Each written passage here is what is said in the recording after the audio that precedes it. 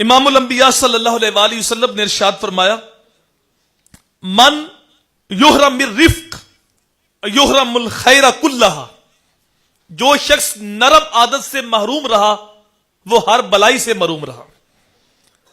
ساری بلائیاں حضور نے فرمایا نرم لہجے میں ہیں، جو نرمی سے محروم ہو گیا وہ بلائیوں سے محروم ہو گیا۔ اللہ اکبر۔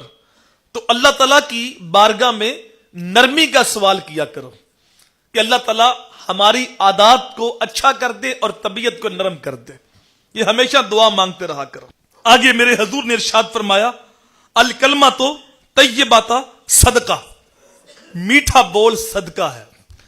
تمہارے پاس صدقے کے لیے کچھ نہیں تو کسی کے ساتھ میٹھا بول بول دو، کسی کے دل کی ڈارس بندھا دو، کسی کے ساتھ جو ہے وہ حوصلہ افزائی کا جملہ بول دو، اللہ تمہیں صدقے کا ثواب عطا فرمائے گا۔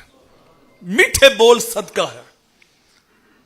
آگے حضور نے ارشاد فرمایا، خیرکم خیرکم لأہلی وانا خیرکم لأہلی، تم میں سے بہتر وہ ہے جو اپنے گھر والوں کے لیے بہتر ہے، اور جان لو کہ میں تم سب سے زیادہ اپنے گھر والوں کے لیے بہتر ہوں۔ دیکھو باہر بندہ اگر کسی سے ہنس ہنس کے ملتا ہے تو اس کی کاروباری مجبوری ہو سکتی، اس کی سیاسی مجبوری ہو سکتی، لیکن کسی کا اصلی روپ تب سامنے آتا ہے جب وہ اپنے ماتحت لوگوں میں ہوتا ہے، اپنے گھر میں ہوتا ہے، بیوی بچوں میں ہوتا ہے، اپنے نوکروں میں ہوتا ہے، اس کا اصلی روپ سامنے آتا ہے۔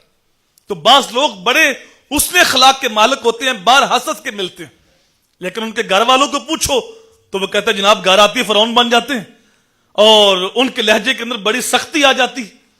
تو بہتر وہ بندہ ہے جو اپنے گھر والوں کے لیے بہتر ہے، اور میرے حضور نے فرمایا میں تم سب سے زیادہ اپنے گھر والوں کے لیے بہتر۔